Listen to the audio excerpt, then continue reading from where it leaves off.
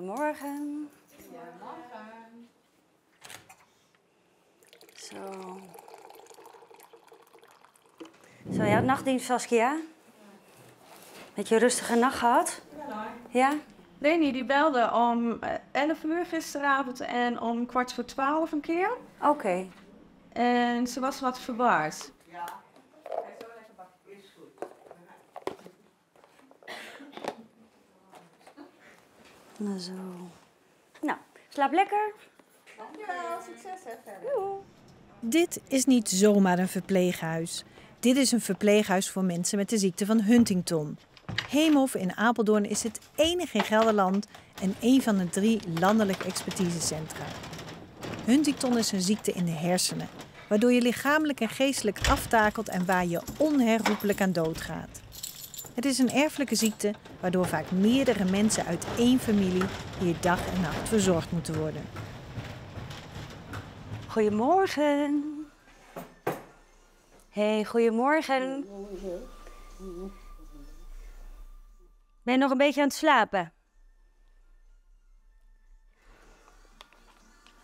Kijk eens. Lekker met een beetje chocoladevla. Ja? Maria werkte hier nog maar net toen motorliefhebber Richard binnenkwam. Zal ik je helpen met douchen? Ja, dank je. Zal ik even je haren wassen? Ja? Komt-ie. Even goed je ogen dicht. Ja, goed zo. Ja? Kom maar. Ja, even je andere arm. Even goed kijken waar je de straal houdt, anders ben ik ook nat. Ja, Richard die kwam met een ambulance binnen met 2 broeders. Ja, dat vond ik wel best wel heftig om te zien. Want dan zie je eigenlijk iemand een beetje van je eigen leeftijd die dan binnenkomt. En je weet eigenlijk nooit helemaal goed wat je moet verwachten. Dus het is altijd heel spannend hoe iemand eigenlijk ook op je reageert. En wat voor Richard eigenlijk best wel verrassend was dat hij gewoon... hij zag mij en hij stortte zich eigenlijk bijna bovenop mij van... Ja, kun je me alsjeblieft helpen? En dat vond ik echt wel...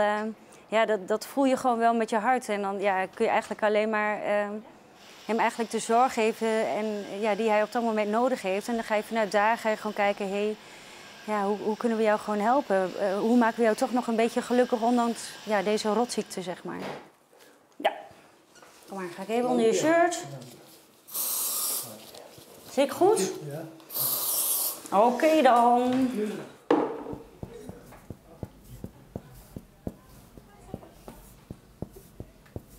Hoor je het zelf ook, Corinne? Ja. Hoort allemaal mooi hol, hè? Er zit allemaal lucht in. Nou, dat is wel een andere. Nou ga ik even luisteren. Moet je eens diep zuchten, ja? De ziekte van Huntington is een erfelijke ziekte. Dus als een van de ouders het heeft, dan heb je 50% kans om dat ook te krijgen als kind van een zieke ouder. En is het een ziekte die begint als je eigenlijk al een leven opgebouwd hebt. Als je al plannen hebt gemaakt voor het leven. En dan begint dat vaak met psychische en gedragsmatige veranderingen, denkveranderingen en ook motorische verschijnselen. En die motorische verschijnselen zijn het meest indrukwekkend, want je ziet mensen hier echt soms heftig bewegen. Het gaat al beter. Het gaat beter. Het is een sluipende ziekte, dus het begint heel langzaam met hele kleine verschijnselen, wordt steeds ernstiger, totdat uiteindelijk iemand volledig afhankelijk wordt van zorg en behandeling en begeleiding. En uiteindelijk overlijdt iemand aan de ziekte. Goedemorgen, Therese. Heb je lekker geslapen? Super. Gaan we je even helpen. Goed? Mijn mooiste kleren aan. Ja, je mooiste kleren aan. Gaan we doen. Ja? Het lijkt me best confronterend dat in het verpleeghuis wat de Heemhof is... dat je daar ook gewoon hele jonge mensen van in de 20 hebt zitten.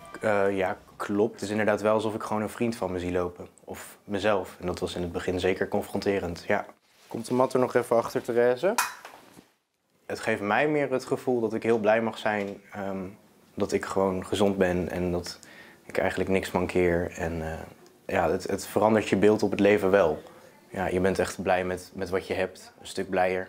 En het is ook iets moois. Komt-ie. Koen is nog maar 21, maar zorgt toch al 4 jaar voor Therese, die thuis een man en 2 tieners heeft. Koen, hoe weet jij nou wat Therese wil? Nou, ik weet het soms niet precies. Maar omdat we haar natuurlijk al wat langer kennen, kunnen wij eigenlijk door gesloten vragen te stellen, dus eigenlijk alleen waar ze ja en nee op kan antwoorden, zoveel mogelijk erachter komen wat ze wel of niet wil. Dus we proberen ook zoveel mogelijk ja en nee vragen te stellen. En sommige dingen weten we ook al gewoon. Dingen waarvan we weten dat zij die fijn vindt. Zit die goed zo? Ja. Luchtje op. Deze doen. Komt-ie. Lekker? Man van het hè? Even roken, hè? Ja. Voor jou sigaretten? Marja, sta je nou gewoon sigaren en sigaretten uit te delen aan mensen die ziek zijn? Ja, maar ze genieten ervan. Dus ze vinden dat nog hartstikke lekker, dus waarom niet? Hé Sas, zullen we even gaan roken? Ja? Nou, dan ga je met me mee naar buiten.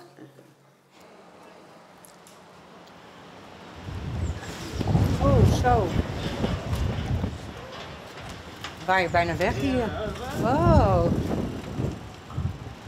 Een beetje die kant op. Inge werkt hier al meer dan 30 jaar en heeft hele families verzorgd. Ook de moeder en broer van Saskia. Als ze zelf een sigaret niet meer vast kunnen houden, dan laten ze het dus vallen, hè? En brandplekken op kleren, op het huid. Dus hebben we verzonnen met katheterslangen om een rookslang te maken. Binnen een paar jaar overlijden ze aan de Huntington. Dus ja, waarom zullen ze niet roken?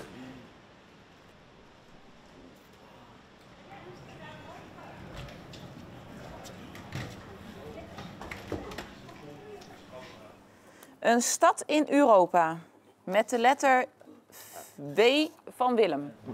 Wenen, zegt hij. Wenen, heel goed. Wie is er wel eens in Wenen geweest? Oh, daar wil ik zo graag nog een keertje heen. Waar ging jij altijd op vakantie? Turkije. Turkije? Oké. En jij, Lydia, dan? Naar Lutjebroek? Kijk, welzijn is 24/7.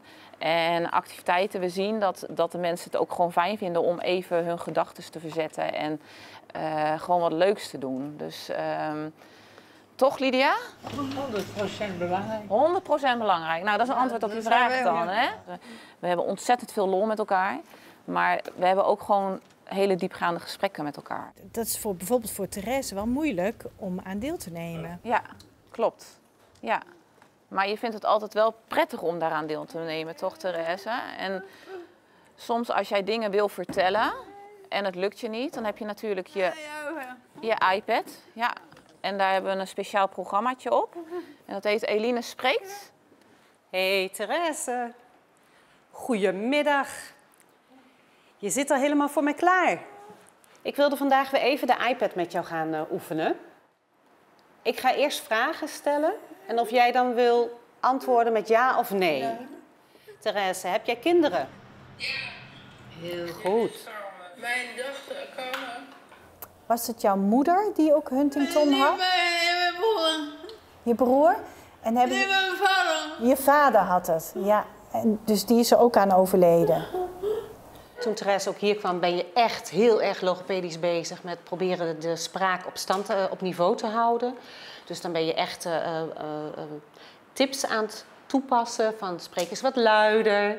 Hè, dat werkte bij jou ook heel erg goed, wat ze net ook liet horen met haar vader. Ja, op allerlei manieren probeer je de communicatie Op gang te houden. op gang te houden, ja.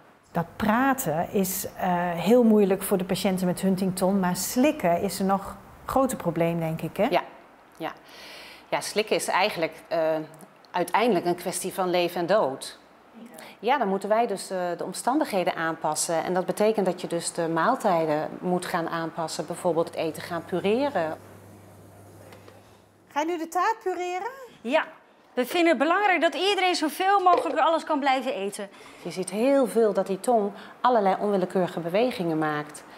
dat het soms ook weer eruit geduwd wordt, het eten. Dus dat is echt, ja, dat kan echt wel een heel groot probleem zijn.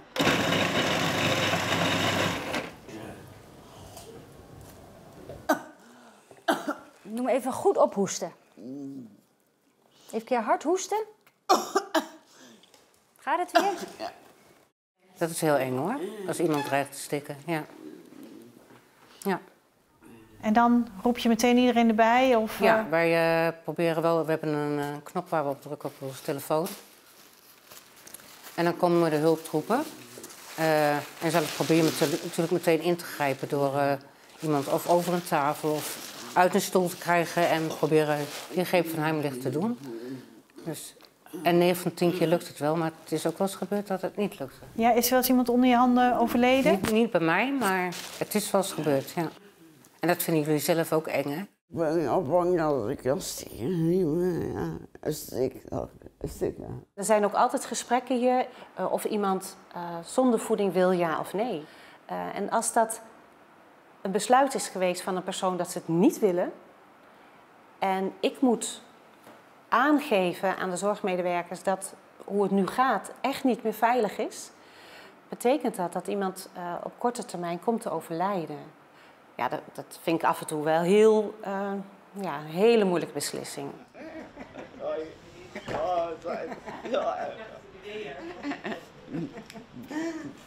Ik ken elkaar al heel lang, hè? Ja, nou.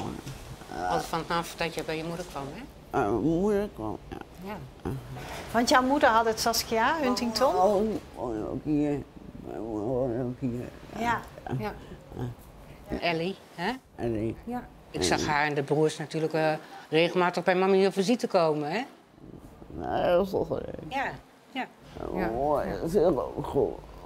Haar broer heeft hier ook op de afdeling gezeten. Die is net vorig jaar overleden. Die was iets ouder als Sas. Heb je die ook gekend Ja. dus? Ja, die zat hier ook op de afdeling. Want dat is wel bijzonder, dat je dus hele generaties aan Ja. je voorbij ziet trekken, hè? Ja, je kent echt hele gezinnen, ken je eigenlijk. Dan zie je Saskia als jong meisje zie je bij haar moeder Ellie aan bed zitten. Ja. En dan weet je, ja, de kans is dat ik haar straks zie krijgen en dat gebeurt dan ook. Dat Hoe is dat voor jou? hebben wij eigenlijk bij alle families wel waar kinderen op visite komen. Dat je denkt van, oh, als ze het maar niet hebben. Of als wij maar iets zien van, nou, die zal het ook wel eens kunnen hebben. We zijn het ook heel erg door. Als ze weer achteruit gaan en weer moeten inleveren. Ja. En het is heel frustrerend vaak. Ben je ook bang voor je toekomst dan, om maar eens een vervelende vraag te stellen? Ja, ik ben wel bang voor mijn toekomst. Ja. En waar ben je dan bang voor? Dat is echt wat. Ja. Ik word nu al heel overstappen. Ik ben heel bang om het te komen. En hoe belangrijk zijn de verzorgers voor jou? Ik heb daar een heel goede band mee. En ga je dan ook hechten aan Inge bijvoorbeeld? Ja. Het is verschrikkelijk. Hè? En dat doen we regelmatig even knuffelen. Oh, je bril. Dat heb je met 2 brillen. Oh, een botsing. Ja. Hey, hallo. Hallo. Hi Corinne. Hoi Corinne. Hoi. Hi. Hey, kus van je. Zusje. Mwah. Hoe is die? Hoi meisje. Hi mamsie. Hey, hoe is het? Hey. Goed. Heb je een lekker gebakje al gehad? Een lekker appelgebak met appel? Maak je met de verzorgers ook wel lol? Wat voor dingen doen jullie dan? Stoppertje.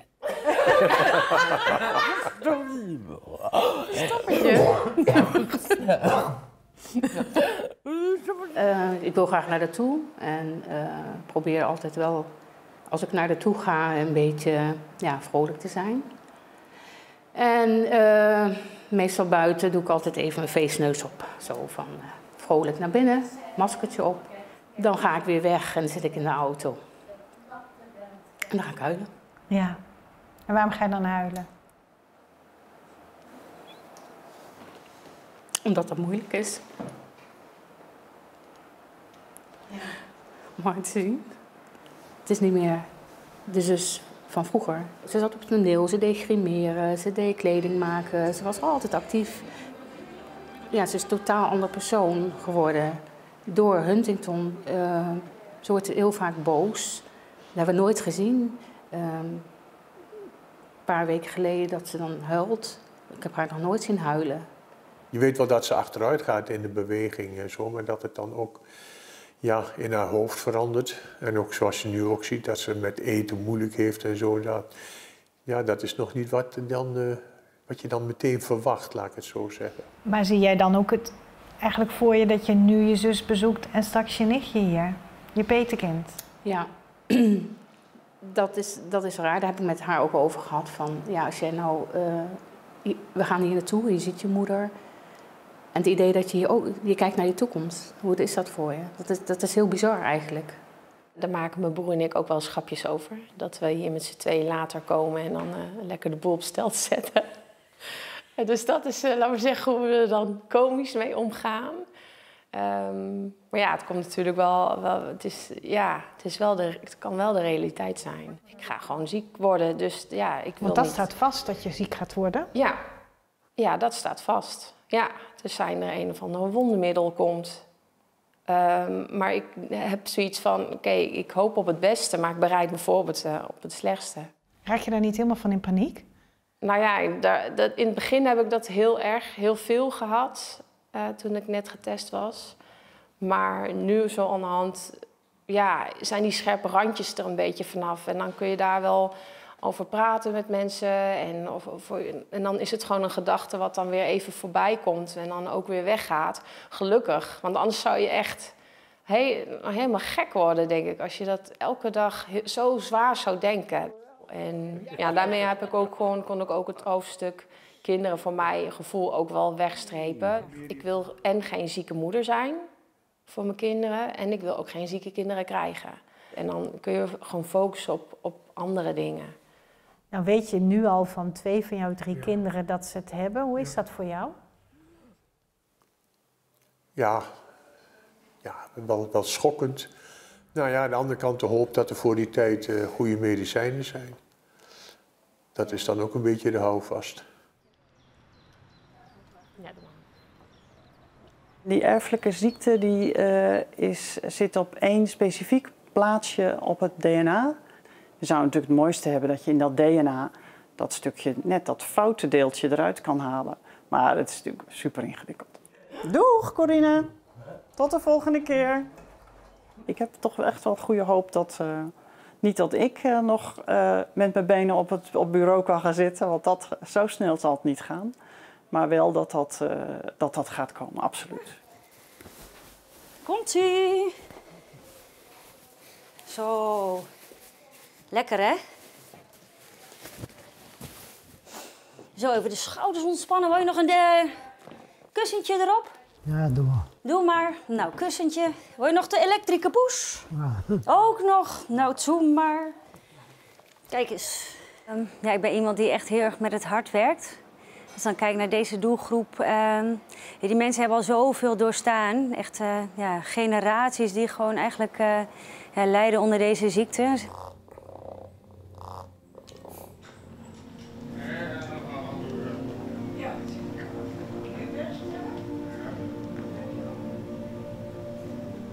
Dus je zit eigenlijk best wel in een rouwproces.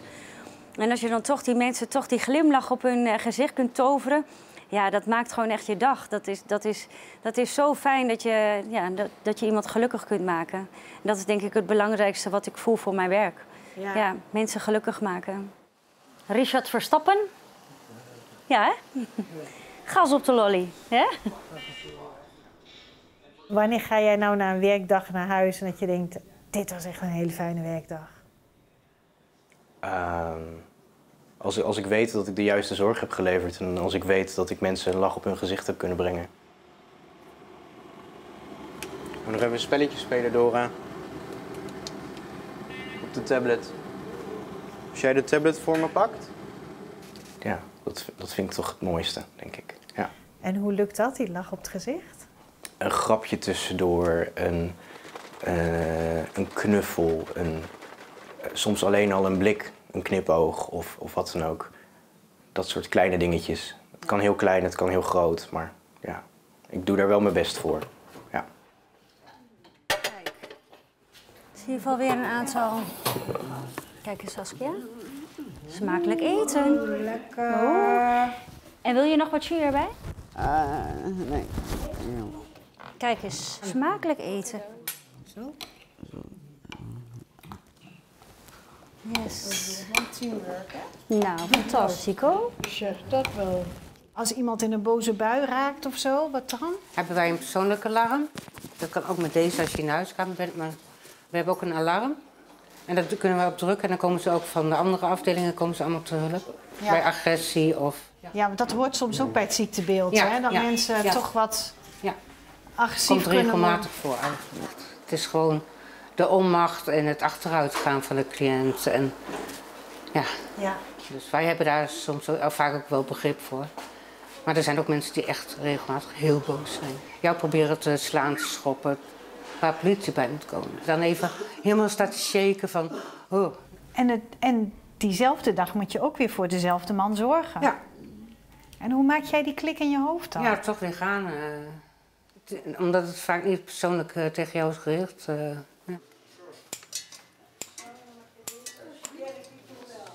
Ja, eigenlijk heb ik zelf een guilty pleasure. Als ik eenmaal soms begin en dan zak drop, hou ik niet meer op. Gaat hij op.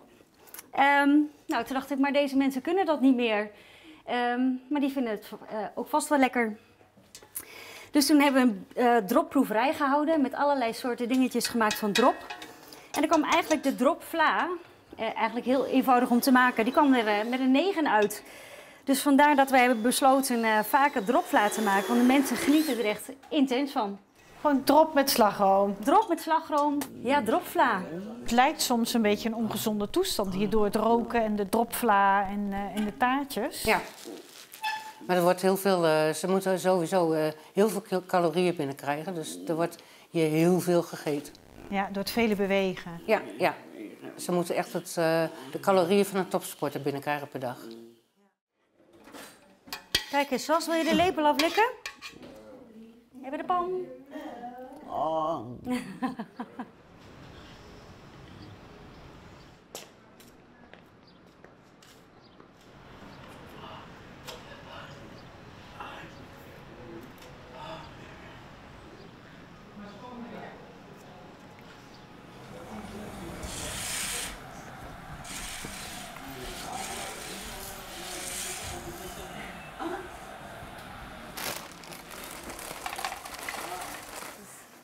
Wat giet je er nou bij dan? Bouillon.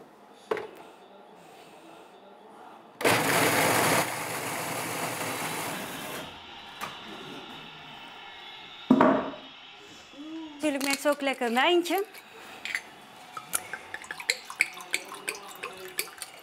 En ook die kunnen we gewoon verdikken, zodat mensen zich niet verslikken. Een wijntje, chips. Voor een voetbalavondje is dat wel, hoort erbij, hè? Proost, hè? Proost, hè? Proost. Op een goede wedstrijd. Oh, ja. Ben je het genieten, Richard? Hij beschouwt jou bijna als familie. Is heel erg aan je gehecht. Hoe is dat andersom? Ja, ook hier hecht je wel heel erg aan de mensen. Ik dan inderdaad aan Richard, maar ook aan Saskia. Dan is het ook moeilijk dat je weet dat je ook afscheid van ze zult moeten gaan nemen. Ja, dat is altijd wel een soort reserve die je moet houden. Een bepaalde afstand die je toch altijd houdt. Maar dat raakt je altijd wel. Saskia, Richard en ik zijn allemaal ergens in de 40. En ja, we hebben zulke verschillende levens. En ze hebben zoveel op moeten geven. Ja, ze leren jezelf, bij mij dan heel erg het leven te waarderen, ja, wat ik heb, zeg maar. Zal ik je schoenen even wegzetten? Ja? Het is in ieder geval even lekker fris, hè, voordat je gaat slapen. Ja. Nou, alles gehad voor vandaag? Ja, oké. Ja, kun je rustig slapen? Oké. Nog slaapliedjes nodig? Ja. Ja, ga ik nog ja zeggen? Je bent er ook heen. Zo, ik laat de deur open, ja? Ja, het is heel hard werken. Het is echt soms... je bent volledig aan het fine-tunen de hele dag. Ja, toch is het ook wel weer leuk om elke keer weer wat nieuws te verzinnen... waardoor je het leven leuker maakt voor ze. Even kijken, telefoon had ik al neergelegd. Nou, Nienke. Ik wens jou een hele goede nacht. Ja, als we maar gelukkig zijn. Ja, is dat het belangrijkste? Ja, daar ga ik voor. Doei! Doei, Sas!